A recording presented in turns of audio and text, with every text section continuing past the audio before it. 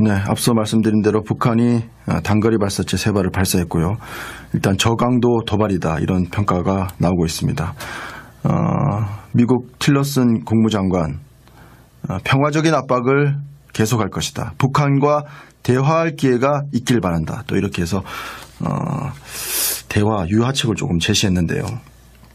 국방안보 전문가시죠. 정의당 원내 대변인이시자 당내 평화로운 한반도 본부장이신 김종대 의원과 이야기 좀 나눠보겠습니다. 김종대 의원님 안녕하십니까? 네, 안녕하세요. 네. 지난 토요일 새벽 3발의 단거리 발사체를 북한이 또다시 동해상으로 발사했는데 이것이 탄도미사일이냐 계량형 방사포냐 뭐 신형 방사포냐 한미 간의 의견이 여전히 엇갈리고 있는데 어떻게 보십니까? 예, 저는 탄도미사일 쪽에 좀 무게를 둡니다. 네. 사실 3발을 쐈는데 네. 그중에 앞에 2발은 성공적으로 발사가 됐고 네. 뒤에 1발이 폭발을 했죠. 네. 그러면 방사포는 쏠 때 폭발하지 않거든요. 아. 예, 이런 점을 감안했을 때는 아무래도 탄도미사일에 무게를 두고 싶습니다. 그렇다고 한다면 우리 정부 청와대는 이것이 방사포라고 했는데 지금 김종대 의원께서 지적하신 그런 기초적인 상식적인 부분도 파악이 안 됐다는 것으로 받아들일 수밖에 없는데 어떻습니까? 아니, 청와대가 이걸 모를 리는 없죠.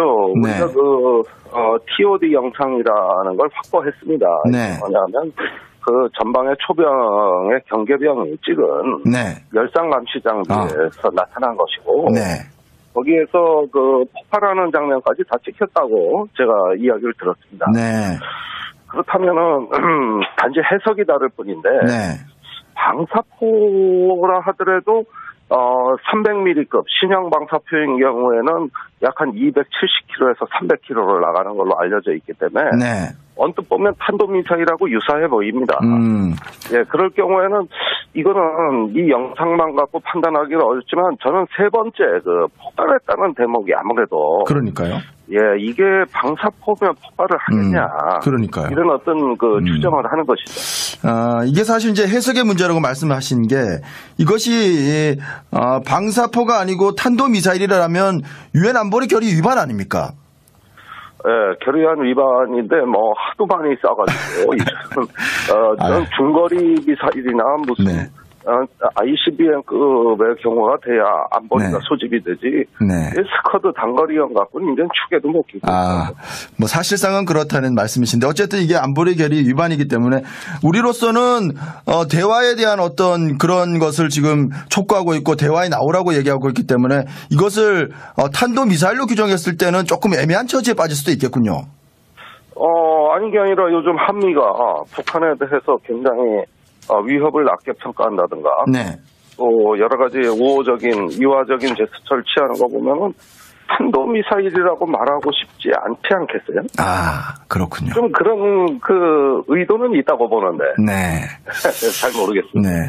어쨌든 이게 ICBM이나 이런 것은 아니고 방금 말씀하신 대로 이제 일종의 저강도 도발이기 때문에 북한도 대화의 어떤 그런 흐름으로 가는 판을 깨지는 실드는 것 아니냐 이런 해석도 나오는데 그렇게 보십니까?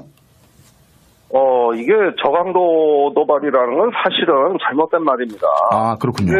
예, 북한의 그 단거리 탄도미사일의 위력은 더 강합니다. 네. 지금 거리가 짧다고 해서 저강도 도발이라 그러는데 이거를 우리가 요격할 수 있는 시스템은 없죠? 그런 게 없죠. 네. 예, 요격할 수 있는 시스템도 없고 대부분 이제 그 노동미사일 경우 한 1,300km 날아가는데 탄두 중량이 한 370kg 보거든요. 네. 그런데 단거리 스커드 미사일은 1톤이에요. 네. 그러면 1톤짜리 주먹을 얻어맞는 게 더 아프겠습니까? 370kg짜리 주먹이 더 아프겠습니까? 네. 당연히 거리가 짧은 우리 입장에서는 오히려 단거리 미사일이 더 고강도 도발로 충분히 해석될 수 있는 겁니다. 그렇군요. 그런데 단순히 미국의 관점에서 거리가 짧다 길다를 고강도다 저강도다 말하는 건 참 이건 넌센스라고 보는데. 그러네요. 예, 우리는 사실은 제일 무서운 무기가 발사된 거죠. 네. 사실 지금 방금 말씀하신 대로 이게 미국의 기준으로 봤을 때는 저강도지만 우리로서는 상당한 어떤 펀치를 맞아야 되는 그런 상황이라 그렇다고 해서 지금 나오는 얘기가 뭐 청와대에서 규탄 성명 하나도 없지 않느냐 이런 또 야권에서는 또 지적도 있어요. 예, 제가 보기에는 굉장히 미묘한 시기에 네. 아주 미묘한 행동이 나왔습니다. 네. 그러니까 지금 미국은 전부 대화 모드로 돌아섰죠. 네. 그러는 와중에서 이번에 한미연합훈련 기간에 대폭 규모를 축소하고 괌에서 전략 자산을 전개하지 않았거든요. 네. 이건 북한에게 좋은 신호를 준 겁니다. 예, 그 대화하자고 하는 판에 네. 이 갑자기 사전에도 없는 단거리 미사일이 나왔다. 그러면은 이거를 규탄을 해야 되냐 말아야 되냐. 아마 고민에 빠진 것 같고. 네. 그런데 제 생각엔 일단은 도발에 대한 규탄 성명을 내놓고 이런 외교대로 해도 충분했을 것 같은데. 네. 약간 좀 청와대가 좀 신종 모드에 빠진 것 같아요. 그렇군요. 네. 지금 김종대 의원 얘기를 들어보면 조금 정부의 행동도 지금 일견 이해되는 측면이 있고요. 9월 9일 정권 수립일까지 큰 도발이 없다면 방금 말씀하신 그런 대화 국면으로 본격적으로 국면이 바뀌지 않겠느냐 그런 관측도 있는데 어떻게 보십니까? 저는 한반도 차원에서는 이제 유화 국면이 다소 지속될 거라고 봅니다. 네. 그런데 다른 변수가 있어요. 네. 그 미중 관계가 굉장히 악화된다는 것이죠. 그게 이제 중국 기업에 대한 세컨더리 보이콧 문제가 현실화되는 데서 나타납니다. 우리 김종대 의원도 지적하셨지만 8월 말에 미국 상무부인가요, 재무부인가요? 거기에서 이제 인사들이 우리나라로 와서 그 세컨더리 보이콧에 우리나라를 참여시키기 위한 어떤 압박을 가할 것이다. 이런 또 주장도 내놓으셨던데요. 예, 그 상당히 중요한 인물들이 들어와가지고 네. 얼마 전에 문재인 대통령이 우리도 북한 독자 제재하겠다. 네. 이러면서 세컨더리 보이콧에 또 참여하겠다고 강경화 외교부 장관이 밝힌 적이 있습니다. 네. 그게 벌써 이런 흐름에 대한 시작이었던 걸로 이제 와서 보니까 연결이 된단 말이죠. 네. 그러면은 어떻게 됩니까? 지금까지 남북한 간의 대결의 그 모드가 미중 간의 대결 모드로 바뀌는 거예요. 네. 여기에 한국이 흡수되는 거고요. 그 미중 간의 대결의 그 세컨더리 보이콧이라고 하면 이제 청취자분들이 잘 모르실 수도 있으니까 그 중국 그러니까 북한과 거래하는 기업들을 제재하는데 우리나라가 동참하게 되는 그런 결과를 초래하는 것 아니겠습니까? 그렇습니다. 북한과 거래하는 중국 기업을 제재한다. 거기에 우리가 동참하게 되면은 한국과 중국 간의 한중 관계가 돌이킬 수 없는 지경으로 빠질 수도 있다. 이런 지적이신가요? 그렇습니다. 이제 많은 분들이 생각하시기에 아니 이미 중국이 한국에 사드로 인해 경제 보복을 하고 있는데 네. 우리가 중국 기업에 제재를 하면 왜 안 되냐 이렇게 반문하실 수도 있어요. 네. 그런데 중국은 경제 보복을 제재라는 이름이 아니라 아주 은밀하게 비공식적으로 하고 있거든요. 네. 그런데 우리는 공식적으로 중국 기업을 제재해버리면 네. 그러면 이제 중국이 한국 기업에 대한 공식 제재를 해도 할 말이 없게 되는 것이죠. 네. 우리 지금 대기업들이 치명타를 맞을 가능성이 있습니다. 네. 한중 관계가 더 꼬일 것이다 이런 얘기인데 어떻습니까? 관련해서 이제 사드 관련해서는 자유한국당 이철우 의원이 지난 24일 한국당 연찬회의에 기자들과 만나서 미국이 30일까지 사드 4기 추가 배치하라고 요구해서 이낙연 국무총리가 골머리를 앓고 있다. 이렇게 말해서 이제 이낙연 총리는 또 부인하긴 했습니다만 지금 사드 배치 정의용 안보실장도 그렇고요. 굉장히 빨라질 거다 이런 얘기를 하고 있는데요. 예, 28일 날 일단 환경영향 평가, 소규모 환경영향 평가가 끝납니다. 오늘이죠. 네, 28일이니까. 예, 그러니까 그 직후 최대한 빠른 시간 내에 임시 배치가 따라올 거 아니냐. 네. 이렇게 이제 봤던 것이고 또 미국도 전방위적으로 압박을 가했어요. 네. 그러니까 우리 정부가 조속히 임시 배치하겠다. 이렇게 답변을 이미 해놓은 상태다 보니까 8월 말 9월 초가 배치 시기가 되지 않을까. 네. 저도 그렇게 관측하고 있던 터에 이철우 의원 이야기가 나온 것이죠. 네. 그런데 지금 정부 입장은 그렇다 하더라도 네. 성주 현지 사정이 만만치가 않습니다. 네.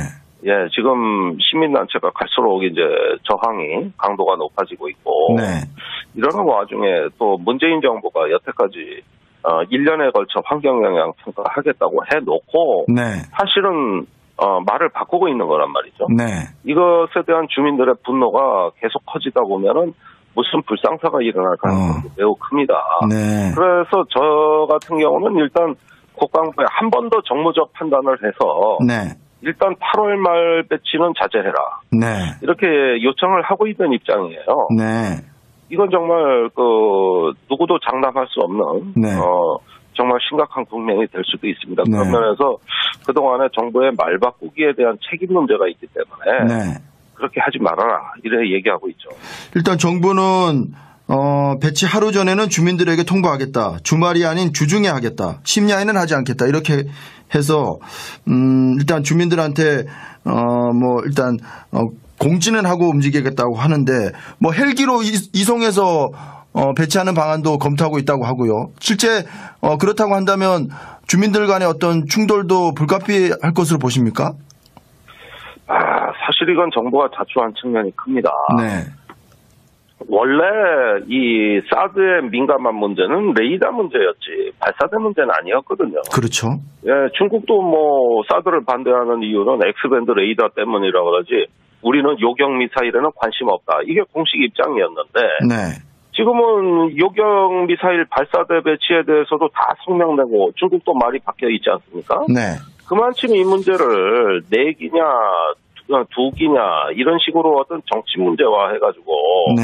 사실은 이미 가동되고 있는 사드 포대예요. 네. 그런데 그러다 보니까 화를 자초한 측면도 있고요. 네. 두 번째는 이런 식으로 계속 말을 바꿔가면서 천천히 할 것처럼 하다가 북한이 미사일 발사하니까 그것 때문에 임시 배치하겠다. 아무런 인과관계가 없는데 네. 예, ICBM은 미국으로 날아가지 성주로 날아오겠습니까? 네. 그러니까 이런 어떤 앞뒤가 안 맞는 정책들이 연이어 벌어지면서 이제는 주민들에게 궁색해진 정부가 뭔가 자꾸 다른 제스처로 마치 배려하는 듯한 인상을 줍니다. 그게 뭐 심야는 아니다, 주말은 아니다. 네. 그게 그거지 그러면은 뭐 해가 떠 있나 해가 지나 같은 발사대지 이게 뭐가 다릅니까? 네. 국민들 입장에서는 지금 상황이 어쨌든 미국이냐 중국이냐 이거에 우리 한국이 어떤 선택지를 요구받고 있는 상황이 아니냐 이렇게 또 지금 보이는데 어떻습니까? 저는 그게 바로 우리가 처한 딜레마의 핵심이라고 보는 거예요. 네. 원래 북한 핵 문제가 제일 급하다고 해놓고 사실상 전개되는 주변 정세를 보면은 한국이 중국 편이냐 미국 편이냐를 강요받는 양상으로 가고 있다는 겁니다. 네. 그러다 보니까 결국 핵을 개발하는 건 북한인데 우리가 불이익을 당하고 제재를 받는 이 황당한 현실. 이걸 어떻게 설명할 것이냐. 네. 이거는 미중 간의 문제가 본질이었고 북한 문제는 항상 핑계에 불과했다는 것이죠. 네. 앞으로도 사드가 아니라 하더라도 계속 입장을 요구받고 선택을 강요당할 겁니다. 네. 이게 우리가 앞으로 처하게 될 딜레마죠. 네. 사드 관련해서는 김종대 의원께 해명이라고 그래야 될까요? 지금 일부 언론에서 이제 하태경 의원이 주장한 사드 괴담성 이것도 얘기가 나오고 있고 김종대 의원께서 사드에서 나오는 극초단파는 웬만한 장비로 발생시킬 수 없는 위험한 전자파다. 1991년 걸프전 이후 수만 명의 미군들이 전쟁 후유증을 앓았던 것은 전자파 때문이다. 이렇게 또 얘기를 해서 이 부분을 일부 언론에서 좀 비판적으로 지적하고 있던데 왜냐하면 사드에서 전자파가 검출되지 않지 않았느냐 이런 얘기가 있어서 말이죠. 아니 이 전자파 문제에 대해서는 정말 할 말이 많은 것이 네. 애시당초 이 위험성을 강조한 것은 미 육군 교범, 이 사드에 대한 어떤 교범에서 사드 전방 3.5km는 출입금지 구역으로 해라. 네. 여기에는 전자파, 극초단파 위험이 굉장히 농후하다. 이렇게 얘기하는 데서 문제가 시작된 거거든요. 네. 그러니까 그 부분을 검증해달라는 게 초기 요구였지 않습니까? 네. 그런데 이제 와서 사드에 전자파 안 나오니까 그게 다 괴담이다. 아니 이렇게 얘기를 한다면 네. 그 당시에 불확실한 상황에서의 명확한 어떤 진상규명 요구가 그럼 잘못된 것이냐? 네. 그러면은 육군 교범도 잘못된 것이냐? 그거는 정당한 환경권의 요구 사항이지. 네. 그 극초단파가 나온다는 건 사실 아닙니까? 네. 그다음에 이것이 이제 어느 정도의 강도를 갖고 있으며 또한 이후에 어떤 건강에 미치는 영향은 얼마냐. 이거 규명된 거 아니잖아요. 네. 이제 한 번 검출해서 기준치 미달이라 그러지만은 그 지속적으로 노출됐을 땐 또 어떻게 되는 것이냐. 네. 예, 한 번 그 앞에서 보니까 기준치 미달이라고 해서 그럼 기준치 미달이니까 어쩌다가 나오는 뭐 비행장이나 이런 어떤 몇 군데의 어떤 측정치를 가지고 1년 내내 그러면 쎄도 기준치 미달이면은 다 상관없는 것이냐. 네. 그건 아니라는 것이죠. 이건 경우가 다른 것이죠. 네. 이거는 고정 배치돼 지속적으로 나오는 전자파 아닙니까? 네. 그런 점에서 여러 가지 기준을 달리해가면서 측정해 보는 거. 이걸 환경 영향 평가라고 하는 거거든요. 네. 그걸 제대로 해야지 한 번 검출했다고 아니라 그러면은 그러면 여태까지 얘기가 다 해프닝이라는 얘기죠. 네. 좀 옆에가 있죠. 알겠습니다. 한 가지만 더 여쭤보겠습니다. 그 조명균 통일부 장관이 북한이 핵무기를 완전히 개발하고 완성 단계로 가게 된다면 게임 체인저나 코리아 패싱이 실제로 일어날지도 모른다. 이렇게 얘기를 했기 때문에 그 코리아 패싱 문제는 어떻게 바라보고 계십니까? 저는 우리가 코리아 패싱 문제 또 운전사가 되겠다. 이런 어떤 주도성 문제에 대해 가지고 상당히 초기부터 이제 문재인 정부가 의지를 표명하다가 이제 와서 보면은 사실 강대국 정치에 한몰이 되는 현상이 짙어졌다고 봅니다. 네. 사실 코리아 패싱이란 건 존재하지 않습니다. 네. 어떠한 한반도 안보 현안이라도 우리 정부를 비켜갈 수는 없다. 네. 이 점에서 우리는 자신감을 가져도 된다고 봐요. 네. 그런데 비껴가지 않고 그러면 우리를 거쳐간다고 하는 게 그러면 또 좋은 거냐? 계속 압박의 형식으로 들어오니까. 네. 세컨더리 보이콧, 또 사드 배치 이런 문제에 대해 가지고 어떨 때는 패싱 당하는 게 차라리 낫겠다 싶을 정도로. 예, 계속 딜레마를 강요하는 방식으로 다가오다 보니까 이제는 조금 저희 입장에서는 이런 문제에 일희일비하거나 민감하지 말고. 주변 정세를 제대로 주도하는 방법을 찾아야지.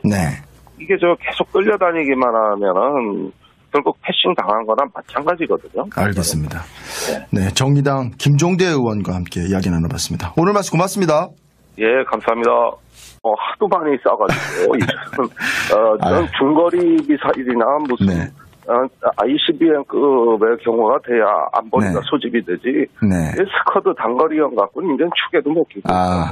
사실상은 그렇다는 말씀이신데 어쨌든 이게 안보리 결의 위반이기 때문에 우리로서는 대화에 대한 어떤 그런 것을 지금 촉구하고 있고 대화에 나오라고 얘기하고 있기 때문에 이것을 탄도 미사일로 규정했을 때는 조금 애매한 처지에 빠질 수도 있겠군요.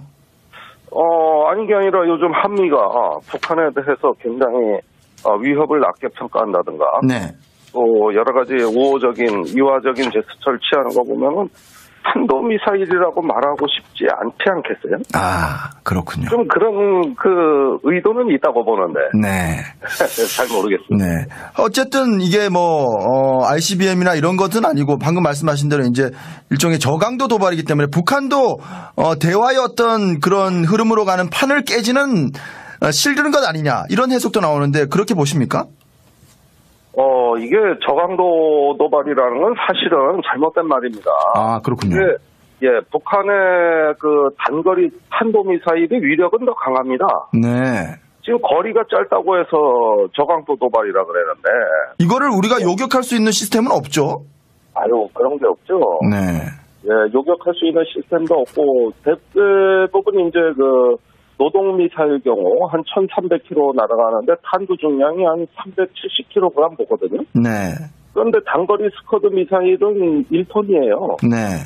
그러면 1톤짜리 주먹을 얻어맞는 게 더 아프겠으니까 370kg짜리 주먹이 더 아프겠습니다. 당연히 거리가 짧은 우리 입장에서는 오히려 단거리 미사일이 더 고강도 도발로 충분히 해석될 수 있는 겁니다. 그렇군요. 그런데 단순히 미국의 관점에서 거리가 짧다 길다를 고강도다 저강도다 말하는 건 참 이건 넌센스라고 보는데. 그러네요. 우리는 사실은 제일 무서운 무기가 발사된 거죠. 사실 지금 방금 말씀하신 대로 이게 미국의 기준으로 봤을 때는 저강도지만 우리로서는 상당한 어떤 펀치를 맞아야 되는 그런 상황이라 그렇다고 해서 지금 나오는 얘기가 뭐 청와대에서 규탄 성명 하나도 없지 않느냐 이런 또 야권에서는 또 지적도 있어요. 예, 제가 보기에는 굉장히 미묘한 시기에 네. 아주 미묘한 행동이 나왔습니다. 네. 그러니까 지금 미국은 전부 대화 모드로 돌아섰죠. 네. 그러는 와중에서 이번에 한미연합훈련 기간에 대폭 규모를 축소하고 괌에서 전략 자산을 전개하지 않았거든요. 네. 이건 북한에게 좋은 신호를 준 겁니다. 네, 그 대화하자고 하는 판에 네. 이 갑자기 사전에도 없는 단거리 미사일이 나왔다. 그러면은 이거를 규탄을 해야 되냐 말아야 되냐. 아마 고민에 빠진 것 같고. 네. 그런데 제 생각엔 일단은 도발에 대한 규탄 성명을 내놓고 이런 외교대로 해도 충분했을 것 같은데. 네. 약간 좀 청와대가 좀 신종 모드에 빠진 것 같아요. 그렇군요. 네. 지금 김종대 의원 얘기를 들어보면 조금 정부의 행동도 지금 일견 이해되는 측면이 있고요. 9월 9일 정권 수립일까지 큰 도발이 없다면 방금 말씀하신 그런 대화 국면으로 본격적으로 국면이 바뀌지 않겠느냐 그런 관측도 있는데 어떻게 보십니까? 저는 한반도 차원에서는 이제 유화 국면이 다소 지속될 거라고 봅니다. 네. 네, 앞서 말씀드린 대로 북한이 단거리 발사체 3발을 발사했고요. 일단 저강도 도발이다 이런 평가가 나오고 있습니다. 미국 틸러슨 국무장관 평화적인 압박을 계속할 것이다. 북한과 대화할 기회가 있길 바란다. 또 이렇게 해서 대화 유화책을 조금 제시했는데요. 국방 안보 전문가시죠. 정의당 원내 대변인이시자 당내 평화로운 한반도 본부장이신 김종대 의원과 이야기 좀 나눠보겠습니다. 김종대 의원님 안녕하십니까? 네, 안녕하세요. 네.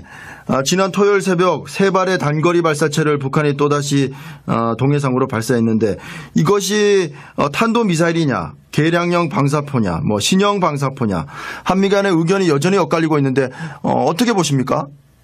예, 저는 탄도미사일 쪽에 좀 무게를 둡니다. 네. 사실 3발을 쐈는데 네. 그중에 앞에 2발은 성공적으로 발사가 됐고 네. 뒤에 한 발이 폭발을 했죠. 네. 그러면 방사포는 쏠 때 폭발하지 않거든요. 예, 이런 점을 감안했을 때는 아무래도 탄도미사일에 무게를 두고 싶습니다. 그렇다고 한다면 우리 정부 청와대는 이것이 방사포라고 했는데 지금 김종대 의원께서 지적하신 그런 기초적인 상식적인 부분도 파악이 안 됐다는 것으로 받아들일 수밖에 없는데 어떻습니까? 아니, 청와대가 이걸 모를 리는 없죠. 네. 우리가 TOD 영상이라는 걸 확보했습니다. 네. 뭐냐면 그 전방의 초병의 경계병이 찍은 네. 열상 감시 장비에서 나타난 것이고 네. 거기에서 그 폭발하는 장면까지 다 찍혔다고 제가 이야기를 들었습니다. 네. 그렇다면은 단지 해석이 다를 뿐인데 네.